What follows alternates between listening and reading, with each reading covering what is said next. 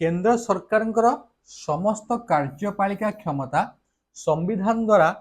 राष्ट्रपति न्यस्त हेले ओके संविधान जेहेतु समस्त क्षमता राष्ट्रपति पाखे न्यस्त करिछि वास्तव में मंत्रिमंडल बा मंत्री परिषद यही समस्त क्षमता प्रयोग करता राष्ट्रपति ऊपर न्यस्त किंतु वास्तव में कहवा यह मंत्री परिषद ये समस्त क्षमता को प्रयोग करि थांती। तेबे संविधान धारा 74 एक धारा उल्लेख रही जे राष्ट्रपति कार्य संपादन सहायता करने एवं तांकु परामर्श प्रदान करने प्रधानमंत्री अध्यक्षतार